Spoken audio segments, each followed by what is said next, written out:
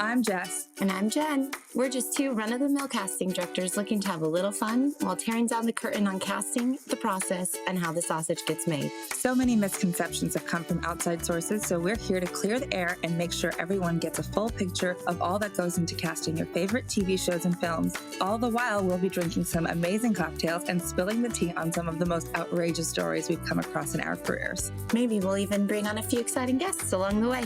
Cheers! Cheers.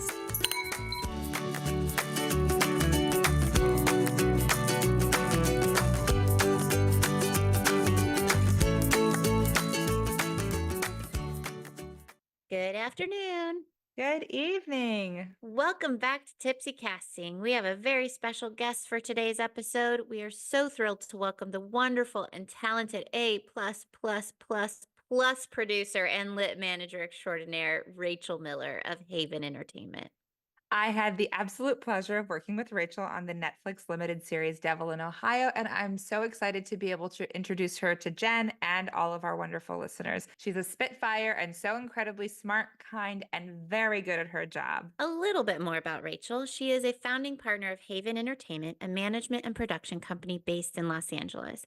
Haven produces award-winning documentaries, feature films, and television shows, represents top writers, directors, actors, and comedians. They also collaborate with brands to develop cutting-edge digital content. She is the executive producer of Netflix limited series Devil in Ohio, starring Emily Deschanel, which debuted at #1 in the U.S. and #3 in the world, and within 48 hours of its premiere, rose to the #1 TV series in the world on Netflix. She also produced the 3D documentary Under the Electric Sky, which premiered at the Sundance Film Festival and sold to Focus Features. Rachel is the founder of the nonprofit Film to Future, which builds a direct pipeline for underserved diverse youth to gain access to Hollywood, all at zero cost to participate. Since its inception in 2016, Film to Future has educated over 225 students. And in her free time, she can usually be found curled up on the couch reading esoteric Russian novels or YA adventures.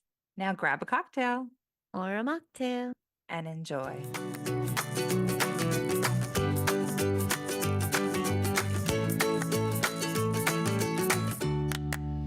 Hello, hello. Hi, Rachel. Thank you so much for joining us today. Very excited to be here. We've been trying to do this for a while, so I'm stoked it all lined up. Yes, yes. Well, our usual thing is before we get started, we like to talk about what we're drinking. So what are you drinking today? Well, since it's noon, I am drinking basically Kirkland's version. I can't talk. Kirkland's version of LaCroix, which is basically Hollywood's cocktail.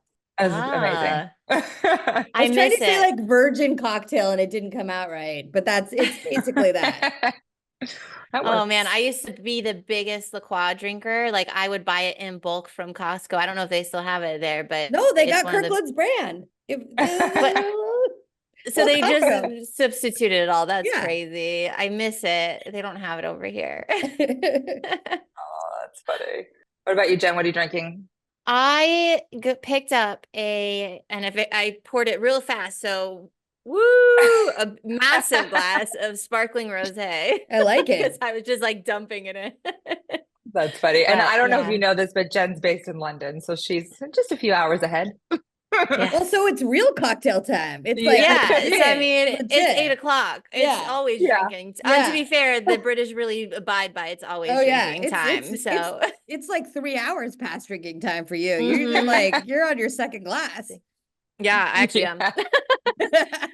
I met my friend for a drink, right? That's why I was running back because I was like, I have to be home by 8. And she's like, you'll be fine. And then we looked at it. She's like, run. Amazing. Jess, what are you drinking? I don't care that it's noon here because I'm not doing anything right now. But last time I was at Whole Foods, I saw these fun little mules, and so it's a craft ginger mule, and I'm excited to go for it. You know, I have to say they make a real ginger beer that is delicious. So I'm a fan of that brand. It like oh cool. You think we're getting paid, but we're not. Like that's just I'm just a big fan of Reed's. Listen, our goal is always to position ourselves in a place to get sponsored, so this is fine. Costco, do you do branded content? Anyone? I love it. So you and I met on Devil in Ohio, which was a lovely Netflix limited. But I don't really know the origins of Rachel Miller.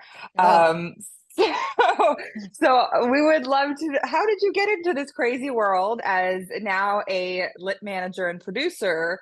Like, tell us the things.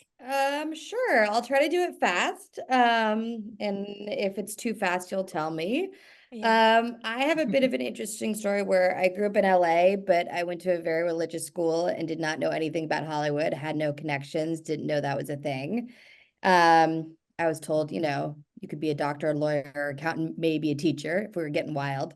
And at 16, I heard a producer speak, and I was like, wait, that's a job? Are you telling me at some point I can figure out to get paid to like watch movies and meet people? And like, that seems awesome.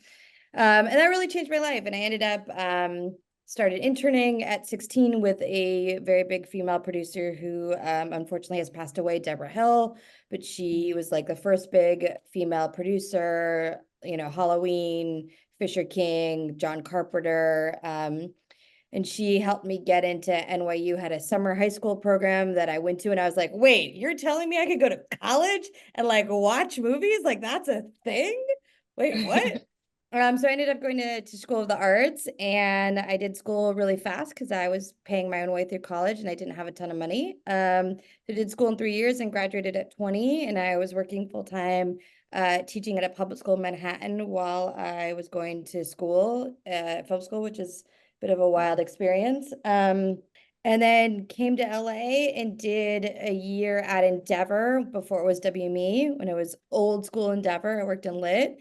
And then I did a year in talent at Benny Bedina's company, which I will no comment on, for Handprint Entertainment. I did learn that talent is very special. It's a very special business that might not be for me. I definitely, you know, the kind of lit side, I always spark to people who could kind of generate their own material.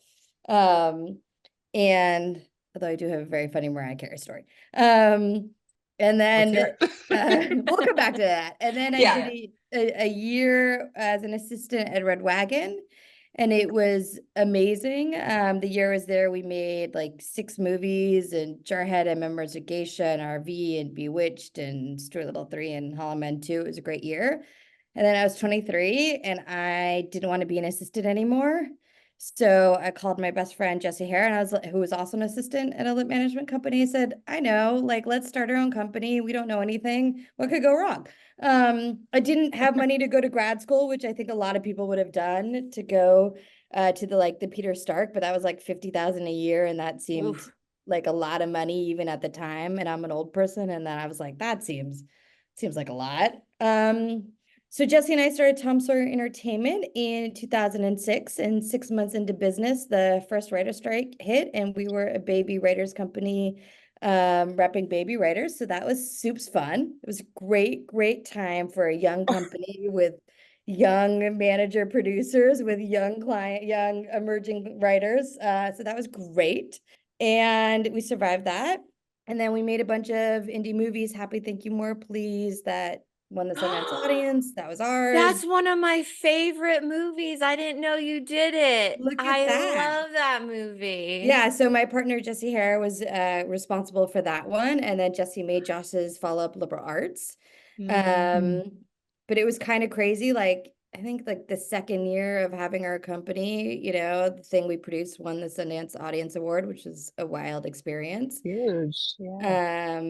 And then we did, rep some great clients, signed some amazing talent. And then in 2012, we merged with a company called Picture Machine, which is a physical production side, to form Haven. And we've grown the company. So Haven now has a lit management side, a talent management side, and an actual production side. Mm. And we make docs and TV shows and features. We did the Lakers doc Legacy on Hulu. We're doing a bunch of other cool things now. So that's a long story in 4 minutes. That was impressive. I was trying to keep Yeah. up. I was like, wow, this is a lot. Yeah, it's, I think for me, it was like I couldn't believe that this is a real career. And I was like, I don't know, it sounds awesome. Like I just like homework is watching movies. All right, that seems great. Let's do that thing. Because Yeah, I hated math and science. It was not for me. same. It's That's not, fair. I was like, okay, I'm not, accounting is not for me. So you like really bounced around a lot to kind of like, I mean, I guess eventually end up to where you were supposed to be, but was there one stop in particular that was like the most meaningful for you, or something that really kind of like pointed you in the right direction? Or was it all just kind of a collaboration of to get you to where you are now? Well, I think actually it was endeavor. You know, you don't get to pick your clients. Like you are working for your boss who also doesn't get to pick his or her or their clients, right? Like they're a lot, especially the junior agents have to cover, they're on teams, they have to cover, and I'm not going to tell you who, but I worked for an agent who had a client that I abhorred, like a piece of shit director client, and I was forced to pitch his movie. I'm gonna leave enough clues to see if people can figure Yeah. this out. This will be a good I game. want to hear it when we're done recording too. And there was a very violent sexual assault scene in the movie, and I had to call people and say, look, you can, like, there's a 20-minute rape scene I'm giving it away now. Yeah. For those listening. And I hate it. I was like, I don't want to pitch this guy. Like this movie is not for me. I'm not going to debate the merits, but it wasn't something that I was excited about repping. I don't really think the world needs a 20-minute rape scene. And then there was other shit that went on that was like even more fucked up. Jess is like busy texting me on the side what this movie is because she knows. She's put it together. I watched her face. So I was like, oh, I really want to work on clients that I really am excited about, because I think the most important thing in this business, and I think it's very similar to casting directors who keep pitching someone they love, it's like you have to believe in someone enough to get 100 no's and still make the next 100 calls, right? And just pitch and pitch and pitch and pitch. And I learned very early, like I wanted to work with people that I personally believed in, which is subjective, to be clear. But that was like what I learned at Endeavor. I was like, oh, I don't like to be told who to rep and pitch. I want to pick, for better or for worse. So on that note, like who do you gravitate towards? Like what kind of talents do you excites you? I think for me, there's kind of two buckets. One, I do really believe that to be interesting, you have to have an interesting life, right? And that can be many things, right? It can be having an interesting background, or I rep a client who was a former journalist in the Middle East and speaks 5 languages, right? Or it can have being another client who like grew up between Singapore and the US. Like, I think having something interesting to say is very important. And usually that means like having lived experience, whatever it is, right? It can be anything in the, of a showrunner from the South. It's just having things to talk about, right? And she has a very separate perspective than say a lot of LA, New York writers, right? So I always look for people with that, again, very subjective, I feel have something to say, have a bit of lived experience. And I think, and this is a hard thing, it took me a long time, I can't want it more than my client, right?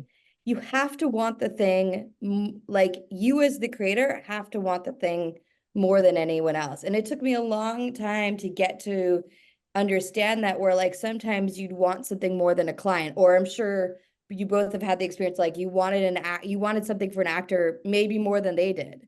And so it took me a long time to realize, like, I need someone who is going to work just as hard as I'm working to pitch that client. And look, it still might not work out. The stars might not align, but we all have to be busting our ass and working towards the goal, because that's what it takes.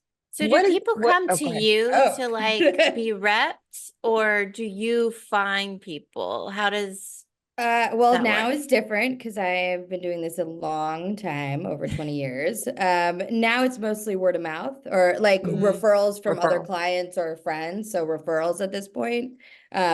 So executives or agents or clients or writers is generally what happens now. I'm not really reading unsolicited material. I just don't have that time.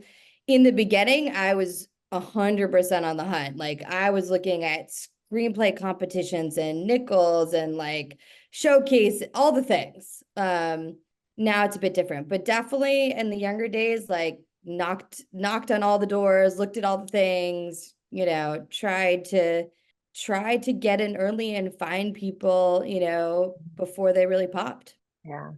I just want to pop back to your last thing of the oh my God, it just left my brain. It's Tuesday. It makes sense. What were we just talking about? Can't want it more than the client. Oh, yes, that. Thank you.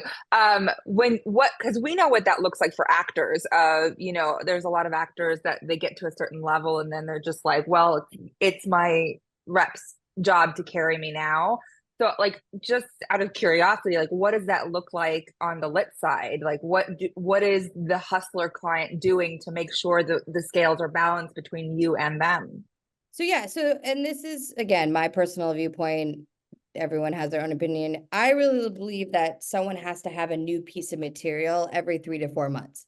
Now, the good news is in this time that we live in, it can be anything from podcast to a book idea to feature to TV to a play to a short story. It's so much more open than when I started in this business. So like the nice thing is that the breadth is really there. Like you can be creative in so many ways, but you have to keep generating. I had an experience, again, I'm leaving out names, where I had once had a client who was staffed on a job for about 5 to 6 years and didn't write anything new in that 6-year period, and then said to me, well, I want you to send out my old scripts from 6 years ago. Like the job finished up, and I was like, Not relevant anymore. That's not relevant. Yeah. Like, so that's kind of how it looks on the lit side, is like, they have to be self-generating. The good news is that self-generating can really be anything. It can be an article. It can be, like it could be a blog. It can be, there's a million things right now that counts as generating new material. They just have to be generating new material. Yeah, that's interesting. I'm so curious now, post strike. Post second strike? I was gonna say, post the second in my lifetime. Yes, post your second strike. I guess so. Sort of on that note, one, how did going through the first one prepare you for what was to come? And in the second part of that question, like what is it like now for writers? Like I know there's a contraction of work for everybody, but like, do we feel like the resolution has helped the bottom line, or is it sort of like It's a lot to unpack. That's like 7 questions in one, Jess. Well done. Well done getting them all in there. We've got a finite amount of time. I was like that. Let me start from the beginning, and then maybe that will answer kind of the other questions. So in the first strike, again, we had no money. I mean, it was like a TV show. Creditors were calling. Our like bank accounts were overdrawn. Like it was every bad thing that you could think of. I was like, I can't, like I was looking at expired Trader Joe's meals and been like, it's a couple days. Let's chance it. That seems wise. So we were in a dark state. I'm not, I'm very open about it. And we didn't have backstop. Like Jesse and I didn't have parent money. We weren't, we were very kind of working middle class, self-finance, put myself through college. So there was no like backstop. So what happened is I ended up deciding, and an important thing about me is I love reading more than life itself, and I probably to this day read 6 or 7 novels a week for fun, and minored in Russian literature. This is an important part to the story. So like reading 1,000 pages overnight of Dostoevsky like does not scare me. So I had said to my writers during strike 1, the only thing that's not being fought over at this point is writing books, and we can sell those, and they're not part of the WGA, and you can own the IP, and it's all kosher, right? Like you can, no one's going to be upset. So in the first strike, I kind of moved my clients into the publishing business where they would generate IP. We'd work on the book or the book proposal or the full manuscript. We would sell that book and then we'd sell the movie and TV rights. So I've done like 32 books that way, which is Wow. double in Devil in Ohio. Ohio. Yeah. Yeah. So that was the first strike. And I think part of it's like I just love reading. So like it was hard in a way of just learning a new business is hard, but like the reading part was very easy. I was like, I'll read 300 pages. I don't care. Like, this is great. It's like fun. So I moved a lot into the IP building space instead of, and to be clear, instead of chasing after IP for clients, having my clients write their own IP and getting that book published. So really, also in the second strike, working on own IP, working on your own material, controlling what you can control. And I think that's probably my biggest belief in this industry is like, you cannot control many, many, many, many things.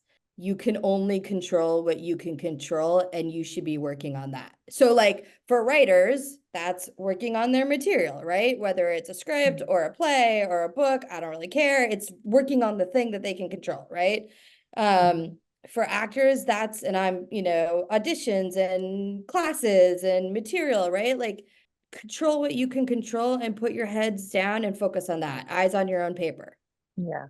Did that answer any of your questions? You had so many questions. I don't even know if I answered any of them. It answered 80% of the questions. Give me the other 20. I was doing so well. The other 20 is sort of the long-term effects now, a year, almost, I guess, no, is it not a year yet after the strike ended? Not quite, almost. Look, I think we're having a contraction. I don't actually think it's strike is that, I think it's like, that's a piece, but it's not the only thing. It's the world, it's politics, it's the economy, it's fear from, it's like it's war, it's like, it's everything. I think, it's like, is the strike one element? Sure, but it's certainly not the only element. I think it's the world in the last 6 years, to be honest. Like it's fear everywhere. So I think we're in a contraction, but I think the world is in a contraction and we just have to move through that. And at some point it will get better. But what I do think is like, we taught fucking people in COVID, we taught everyone to stay their asses in their house and watch 4 hours of TV a night, right? Like that's like, we've trained the world. And if you're privileged enough to have Wi-Fi and internet and all the 8,000 different subscriptions and you have all that, like we've trained people to stay home and watch entertainment, whether that's TikTok or YouTube, I don't care what the thing is. So do I 100% believe it's going to come back? Yes. When? I don't know.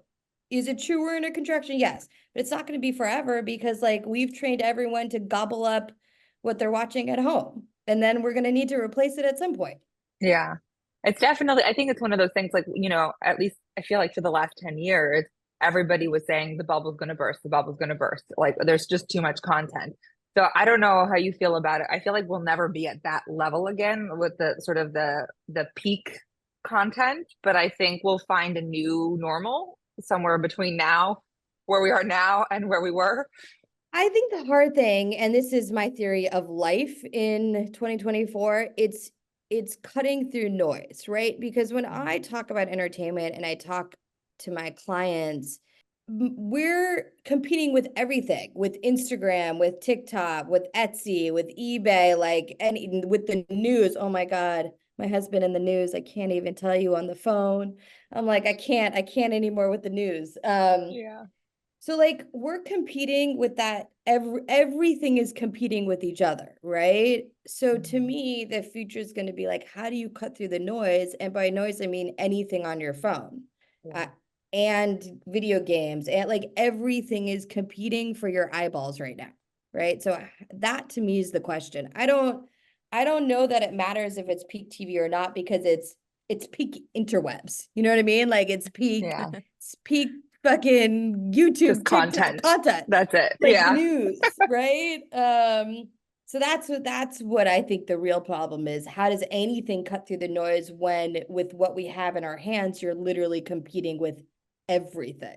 Yeah, yeah. I'm kind of curious because you made a comment saying like you really push your writers, especially to create their own IP and these new concepts and everything, but yet we're seeing studios just constantly regurgitate the same shit over and over and over again. Like, is that discouraging to them? Like, how do you sell that? Because it's like, I love the idea of new IP, and anytime I get a script to cast and I'm like, oh my God, finally, it's not the same thing I've read 50,000 times. And I had a unique experience recently where I was on a movie, was casting it, and I got a script sent to me that was almost the exact same, like almost like could have been word for word for the same thing for the most part. And I just was like, are we out of ideas in the world? Like, what is happening that these are just like regurgitating? So, like, I guess maybe what's your outlook on that, and like, how do you advise your clients? Because it seems that especially to get things made in the studio system, even indies to some extent, it seems all very like one note. Sure. I mean, part of that, I have a whole theory. Like, I believe that once an idea is out there in the universe, an idea is out there in the universe. Like, I'm not surprised you got another script word for word. Like, I just like ants and bugs. How many gladiator movies? Like, I'm kind of like, once you think of that idea, it sits in the ether, and then like it touches someone, and like, I think there's different executions of that idea. But honestly, like, I'm never surprised when someone's like, they had the same idea, and I'm like, okay. They used to, I don't know if you noticed this, but like when we actually had pilot season, every like cycle of pilot season, it would have a theme. Yeah. And so like one year there were like 5 military shows, and then there was like This Is Us meets something else. 100%. Like 5 different networks doing it. So yeah. 100%. So I'm like, I don't believe, like, to me, it's like all the ideas that are out there, everyone has the same, you have to assume everyone has the same one. You just got to write your own execution of it. But that's like my personal stance. I think it is hard. I still think writers should write their own thing because that's the best way to get noticed. And generally what happens, not always, but often, is like a writer writes that original thing, the town takes notice, and then they get, or the reps get like an incoming call from a person with IP. It's rare that someone is going to write, say, their own pilot script of Harry Potter, and that's magically going to get produced. You know what I mean? It's more like someone's going to have an original idea, an exec is going to read it and put them up for a piece of IP. Generally not, I'm sure someone's going to write in and say like, well, that's not how it happened on one. I'm like, yes, there's always an exception. There's always the exception. But in general, like that, when you're adapting big IP for studios, they are making outgoing calls to people they want. And that means they've read something original and exciting of that person that they want that person to come in on. I'm really curious, sort of like left turning a little bit. With Devil in Ohio, was that your first TV series produced? Yeah. That you produced? Yeah, that it was. I know it was a journey because we were I was together. Gonna say we were in the journey together. Yes, journey together. Yeah, but I'm so curious just because obviously it's so different from like indie filmmaking, guerrilla filmmaking in that space versus a limited series on a streamer. Like, did you find yourself having a big learning curve? Like, what was that? Or like whatever you're comfortable saying. I will say this.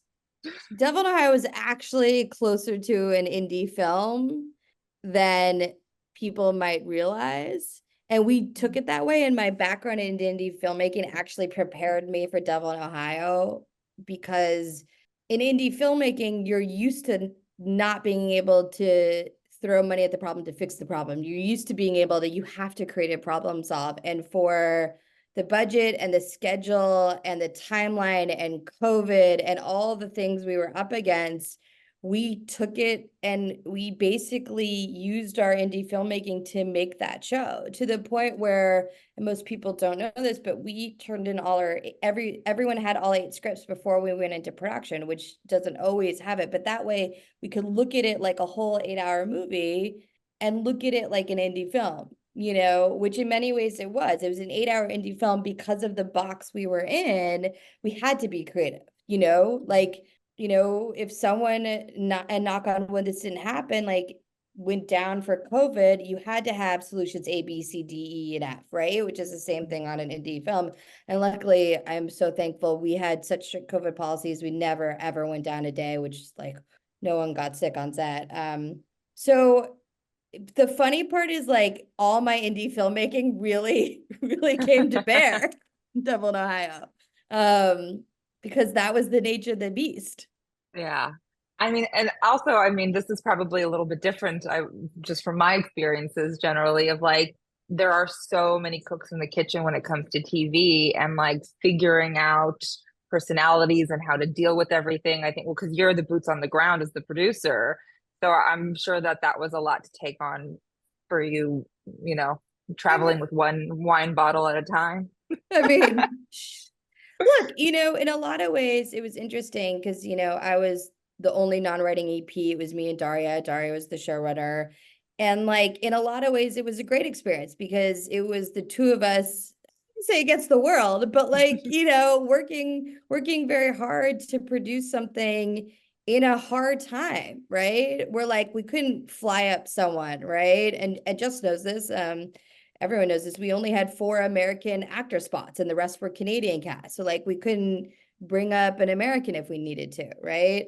So it pushes you, for better or for worse, it pushes you. I'll say that. And look, we made a huge hit show that debuted at like #1 in 84 countries and global top 10 for months, and incredible feedback and response. And we woke up and like the president of El Salvador and Snooki and Stephen King were all tweeting about the show, which is like the wildest day of my life. The wildest Like, collection. the wildest collection, like such an intense collection. So like I do feel, and I know I'm saying this from the background I have, like not being able to throw money at a problem is sometimes keeps you on your toes and keeps you creative, right? Yeah. I hope to one day have a huge budget, like say Jack Ryan or Hunches, where I'm just like, here's another 40 million. I don't care, whatever, it's fine. But like you have to like be creative and you have to push yourself, and that's always exciting. Like, I'm never hopefully going to go through that experience again, quite like that. But like, it was an experience I'll remember forever. And Jessica as well. Bonded for life. For life. Anything you want, I'll do forever. So I'm a bit curious then, because I feel like I'm quite removed in the sense of like, how do you be a lit person and then decide to produce? Or was it a writer that you rep and they were like, we want to bring you on? Or like, how did that like crossover type of thing it was happen?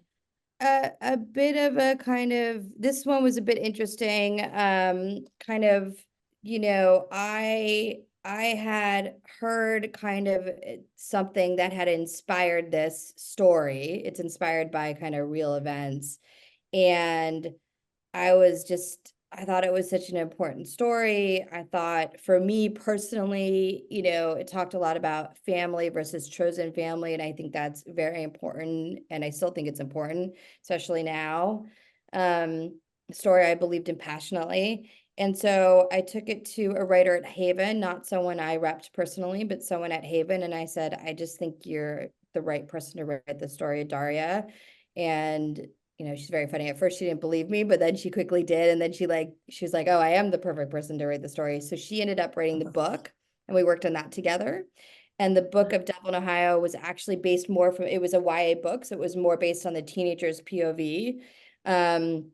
And then after that book came out and did really well, we worked on the TV show. And then in that process, we turned it more into the adult's story, Suzanne the mom. So we kind of shifted the POV a bit. So kind of I was there through the whole thing, and then we sold it and went to Netflix and made it, and that was that. So but was Netflix ever like, oh no? Like, you know what I mean? Like they're like, in what way?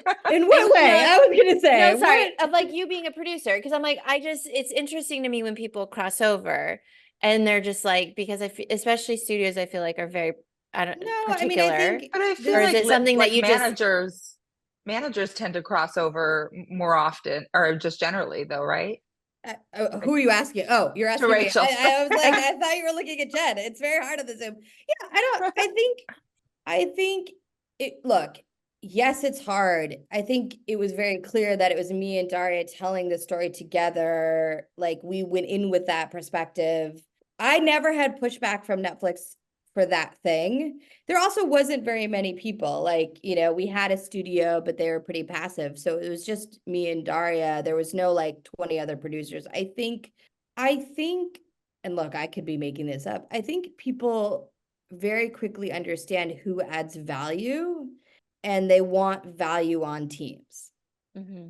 I don't know. I could be making No. So then I guess, okay, as you guys were talking, I was like, maybe I said this wrong. Because I guess so as a lit manager, you're like repping all these scripts, all these writers, everything. So is there like, I guess, how does that correlate to you producing? Because I assume you don't produce every script. Correct. Yeah. That every writer that you rep does. So like, how does that happen in terms of you then kind of becoming a producer on things? Is it more organically, like kind of how the Devil in a Hat happened, or is it more of just like I really believe in this and now I can contribute that? I guess maybe that was my question. Sorry. Look, I think everyone's different. I think some managers are attached to produce everything. That's not how I am. I think it has to happen organically and I have to add value, right? Like I am a big believer in like, you got to get money on the screen, right? So everyone has to add value, right? And that's a personal belief. So for me, it's, often if I'm producing things, it's an idea that I found or I came up with, or we worked on together from the beginning, or it's a client asking me to produce for my experience. It tends to happen organically because I don't believe in just being attached to produce everything, but it does tend to happen like an organic of like, oh, we are better together than separate. Mm-hmm.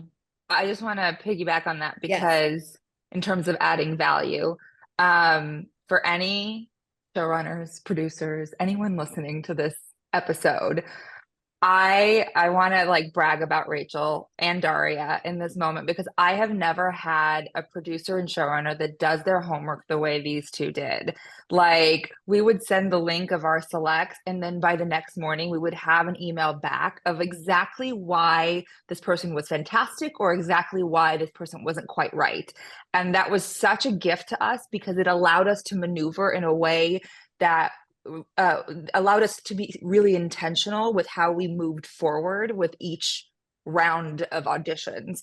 And so it's like I want to praise you both for that because I wish that more people were like that in this business, from the casting perspective of just giving us what we actually need, that proper communication so we can do our best the most efficiently. So thank you very much. Well, that is lovely. I did not pay, for those listening, I did not pay Jess to say that. And I think Daria and I really took this stance. I mean, we call ourselves A+ students of like, time is everyone's most valuable asset, especially on a show like Devil in Ohio, which for many reasons was a very tight schedule, a very tight budget, a very tight timeline. We were in COVID. We had a very tight shooting window because most of our show was outside, and by like December, it's cold. So we pushed to December 9th and it was freezing. I mean, I came home one night with hypothermia, and I had to Was it Vancouver or Toronto? Where were you? Vancouver. Yeah. So, we really took it seriously that time is everyone's most valuable asset. And I think we really worked hard. And it's so kind of you like sending specific notes in the right timeline, moving quickly, but also being very specific because nothing is worse than just like spinning. No one has time to spin. And that is like a very indie filmmaking, like we gotta go make this thing. We got like 2 weeks to prep, like we gotta go. So that's very kind. And we had such a great communication with Jess and April and our Canadian team, Tiffany and her crew. Like it was the best casting process of my life. I'm not gonna lie. Out of all the things that were hard in making any TV show, right? There's a million things that are hard. It's just a lot, right? You're trying to get hundreds and hundreds of people aligned, marching in order, delivering, getting notes. But casting was truly a joy. We had the best time. We had such fun Zooms. Such fun Zooms. Honestly, I remember our first meeting where we were just like, Yeah, our little we're meet and like, greet. Obviously, April and Daria already knew each other from Jack Ryan, but I was new. You were a new addition into the sort of like the dynamic. And I just remember we were like rattling off names and everybody was jiving, and it was like the most fun to have on an initial meeting. But it was fun. And I think, Tiffany Mack is so, and Heather McGowan, like they were so wonderful to work with in Vancouver. And just, especially Tiffany, I feel like she gets so excited about people that she's passionate about. And, that's what all casting directors want, but like to also be able to receive it is really nice. and So yeah. and just to sing everyone's praises, I think everyone got the show and got what we were trying to do. And we all were working toward it with the box that we had to play in, i.e., we only had 4 SAG, tickets to be punched, but we all were like, let's be a team. There was no ego. And that was like the most, so it was like the casting was like a joy. It was so great. We had so much fun together. Like, we're like the from the jump, as Jess was saying, like we all were like, we're a team. Let's go. Let's make the magic the best way we can, and let's put this together. And I think the casting on our show was just fucking spot on. It was good fun. It was a good team jive. I love that. I love that. So then now I have a new question that leans a little bit more into casting. So when you're like finding a casting director, how do you go about it? Because you said is it Daria? Yeah. April. So maybe when you have a newer person that you're developing with, what do you look for when you're looking for a casting director? Do you just go with the people you've worked with before? Like how do you approach that? I mean, well, now she looks for me. That's all. I mean, outside of Jess, if Jess were not in the picture. I mean, it's so funny because like we never even looked for anyone. It was like Daria called April, and then April called Jess, and Netflix signed off, and like we were all like rocking it. Like it was such an easy process. So, and then like Tiffany was like a fucking joy. Like that was like How'd you find her? Did somebody work with Netflix? Netflix said this is our Canadian Vancouver, and I was very concerned about, because the school is supposed to be in Ohio, which does not look like Vancouver. I really wanted to make sure in Vancouver, since I knew we were shooting, we could cast as many diverse faces as we could get in Vancouver, considering the fact we could only fly 4 people. And when I met with Tiffany, like she was like us, like A+ student, had read the scripts, ready to go, like had ideas. Like many of the people she brought up in the first meeting we cast, like she was just on it. So I think part of it is, past relationships. Part of it was Netflix picking the Canadian person, but it was a perfect match. I think for us, and I'm hoping I just remember everyone had read the script and came with ideas, which is how, and Jess alluded to this, or not even alluded, flat out said this, like, we take the work seriously. We do the work. We don't ask anyone else to do the work. I mean, we had a grid. It was color coded. It was columns of my notes, Daria's notes, your guys' notes, Tiffany's notes, like, we just all came to work, not to play. And that, I think, was always the vibe. And that's, I don't know if that answered. I think it's a lot of it is like finding people who bring the energy you bring. Yeah. I love that. And do the reading and like have ideas. Like we want people to be like from the very first meeting, April and Jess were like, okay, here's some ideas. Let's go. Let's talk about it. And we also came with ideas. No one was like, I don't know. What do you think? Like, we were like, here are ideas. Let's talk about it. Right. And there was talking, right? It wasn't just, whatever you want, but like we all came with our homework done and talked about it. And we're ready to work. Right, Jess? I don't know. You tell me. Yeah, I mean, that was my experience. I was like, that was my experience. I don't know. Yeah. I don't know if I answered that even remotely. I think you did. That was a great answer, I think. Just sort of being mindful of time, I want to talk about something that I know is very close to home for you, Film to Future. It is, I got to participate in a little bit the year that we did Devil in Ohio. It's an incredible mentorship organization that creates filmmaking programs for underserved teenagers in Los Angeles. I want you to tell us more about it, what it is, how it came to be, what your dreams are for the future. Tell us everything. Oh, I love it. Just such a good question. And then I do want to talk about one thing that I think we'll do one casting question at the end because I feel like we haven't been. We also have a Mariah Carey story to get to. Oh, we do have a don't Mariah forget Carey that. story. Right, so many things.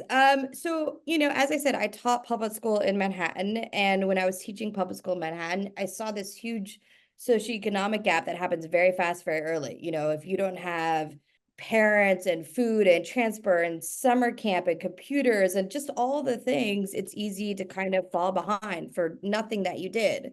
So then when I was working in Hollywood, I'd be in these very fucking stupid meetings. I can cuss on the show, right? That's fine. Yeah. Oh, yeah. Oh, we do all the time. Great. Where people be like, we'd love to hire diverse people. We can't find anyone competitive. And I was like, well, if you think someone's going to walk into NYU or USC, which is now $82,000 a year, I certainly couldn't have gone to it. That is the most insane concept I've ever heard in my life. You have to start in high school. You have to build real pipelines, and you have to really build a process at a professional level. So when students graduate high school, they're competitive for college or a job or an internship or whatever the thing is. It's how Film to Future started. So the idea, it's a nonprofit. The idea is in high school between 14 to 18, we teach professional level filmmaking, animation, narrative, music video, every emerging technology. We do, to give you some kind of stats, we do about 360 hours of programming a year, or actually we're up to 600 hours of programming a year, and a college semester is only like 250. And we do everything from our kids are pitching to making the shorts themselves, casting, editing, learning Adobe. We do an entire life skills curriculum, how to write a resume, portfolio review, LinkedIn. And our program is entirely free to our students and their families. So they get equipment. Everyone gets a brand new laptop that they get to kind of hold on in their home for all of high school. Headphones, Wi-Fi, anything you need to be creative, we provide. We provide food, we provide transpo.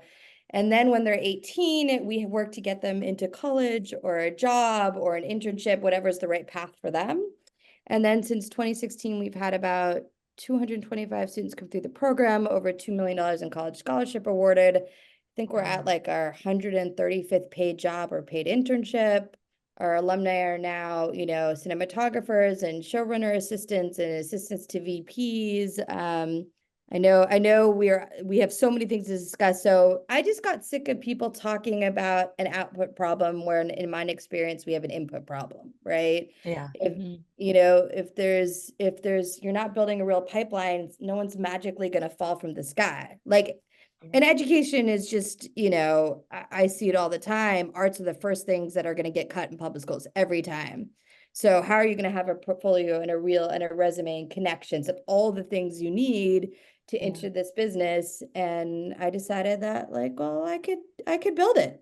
So now we're going into year 9, and we have 60 new students this summer making 9 shorts. Wow. Amazing. I think that is such an important thing to spotlight, because even I can't remember what I was reading, but Tyler Perry was quoted in it saying that, we do all this stuff for diversity and inclusion and equitable access and all of this stuff, but we're dropping people in on the top and sort of they're being set up for failure versus starting at the bottom and really building that foundation for them so they can climb through the ranks. So I think this is such an excellent, and obviously it's 9 years in, which is incredible to any organization. And I know from my own personal experience of anything that can sustain itself with all of the hard work that everybody gets and contributes, it's no small feat by any means. Well, thank you. And that's what I saw. People would just get on set and be set up to fail. And then everyone looks bad.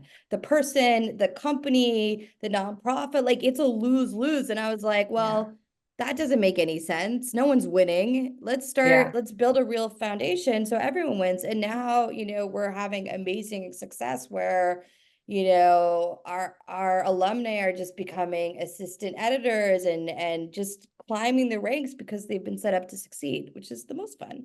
It's really just a long con, so the next generation hires me. I want to be very clear. It's a very long con, so I have employment. I love that. Just So thinking ahead. just to highlight two things. How, if we have teenagers or people of that age who could apply, how do they apply? And then also, how do industry people who maybe want to try to take on graduates, how do they find that out? Great question. I didn't even this is amazing. You guys just saw into my soul and asked all the right questions. All of that can be found on filmtofuture.org. You can sign up to be a mentor. You can drop us an email to get involved, your company involved. Applications for teenagers will open up in the fall for next year. We're already kind of in this year, but everything can be found on filmtofuture.org. And we love to hear from anyone. There's, and I think what's special about our program is that we talk about all the jobs, above the line, below the line, business side, casting, production, accounting. I want people to know that there are thousands of great jobs. Like me, I was never going to be in front of the camera. No one wants that. That was not for me. So, I like to talk about so many jobs that you might not know about, but are great jobs. Yeah, and to make donations, we go to filmtofuture.com. Yeah, definitely take. Oh yeah, and money. Yeah, and money. Yeah. We take all as a nonprofit tax write-off donations. We love that. Yeah. And my Mariah Carey story, and then one thing I feel like I want to leave on, my Mariah Carey story, and this is going to go back. This is credit to Mariah Carey, who is the most beautiful woman in the world, or top 10 or whatever. I mean, that woman. Yeah. She and J-Lo, they get younger. I don't even understand it. What is happening? And I say J-Lo specifically because at the time, Benny Medina, we had J-Lo, we had Mariah, we had Brandy, we had all the female pop stars. And I remember Mariah, we were pitching her for this dark indie, and she was I don't know, she was on some magical island on vacation, renting an island. And I remember calling her and being I think you'd be right for this gritty movie. Can you get dirty? Can you grunge it up? And she, to her credit, was no problems. I was really, Maria? Okay.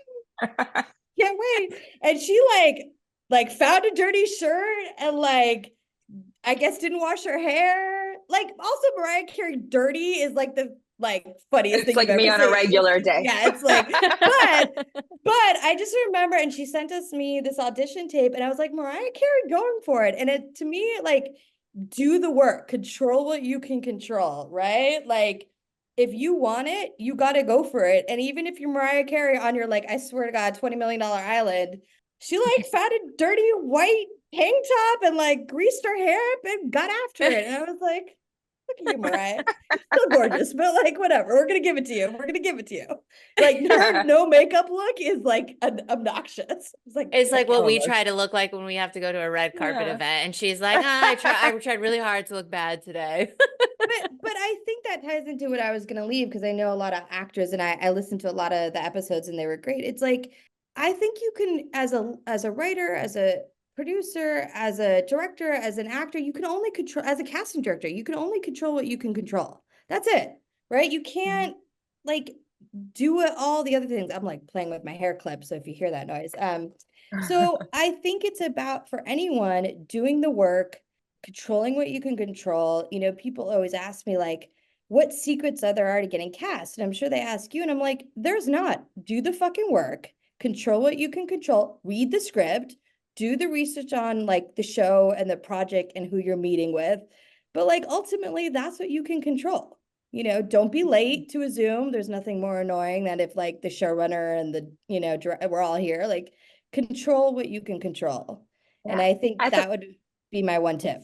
Yeah, I think at the bottom line, everybody's goal should just be building strong relationships, and then everything else will come with it. If you are as prepared as you've said and doing all the things, people take notice and take inventory of those things and those people, and we keep track of them and bring them in over and over again. So absolutely. Yeah. And even I will say, and Jess knows this on my show, we cast a lot of people who didn't have acting credits because we felt it was important to break new talent. And so there were several roles that we actually ended up hiring acting coaches for on our own dime because we believed in them. And I was like, but they showed up, they had read the script, they had done the work, they controlled what they can control. And we saw something in them that was really special. And so we were able to kind of make some magic and get them hired and get them coaches. But again, control what you can control and don't worry about the rest. Don't worry if I don't know, if you haven't gone to young acting schools or you don't have fancy parents or like, I don't know, whatever the things in acting, but like, don't worry about that. Control what you can control. And and build your network. And I think the rest will come. Like, that's my real belief in this whole business. And talent rises to the top. I think the last thing I'll say is like, people want good content and people are excited about new content and new voices, and like people lean in. It's got to find its way. It's got to cut through the noise. But I think ultimately everyone wants to hear a good story and like see a new face. Like, right? That's the fun. It's like, oh my God, I saw that actor like when they were 9 and now they're, you know what I mean? Like whatever, that. I don't know. I was trying to leave everyone on like an actual constructive. I know, but well, it can't be your last thing you say, because I don't know if you've listened to any of our episodes with guests, but we have one very important question that we can sneak in under a minute because it's a very quick answer. But it's very important, and it's what if the world was ending tomorrow? What would be your drink or cocktail of choice to cheers the end of the world to? This is a great question, and so many things. I'm like, you're running out of time. You have 20 seconds. I know, but I feel pressure. This is very tense. Probably a great gin and tonic or like a cheesy pina colada. Like, it's very split. Like, I love that. Like either some whipped cream and some slushy or like a very dry gin and tonic. I'm duality. I don't know. I think it depends on the environment too, right? Like whatever dictates the vibe. Yeah, definitely. I mean, like if I'm, in Japan, gin and tonic. That's my alarm. If I'm on a beach in Belize, maybe a pina colada with some whipped cream. I don't know. Amazing. I mean, I will say the other thing is like, I'll have all the drinks if the world is ending. Like just all the drinks. Like that's just really the takeaway of like, line them up. Line them up. Let's be real. It's not a one, it's how many. Right. All of them. All of them. Well, thank you so very much. You're just a joy to have on, and everybody will get something out of this episode for sure. And on that note, cheers. Cheers. Well, thank you both for having me. I mean, I can't wait till Jess, you and I get to work together again, and Jen, hopefully you and I will work together as well. If you ever come across the pond, you let me know. Oh, I will. I will. I love a 5 o'clock pub crawl. Don't you worry. Awesome. Well, I'm going to go to my 1 o'clock. Thank you for having me, and we'll talk soon. Thank you, Rachel. Bye. Bye. If you love listening as much as we love sharing, click subscribe on our YouTube channel or find us on Apple Podcasts or Spotify. Thanks for listening.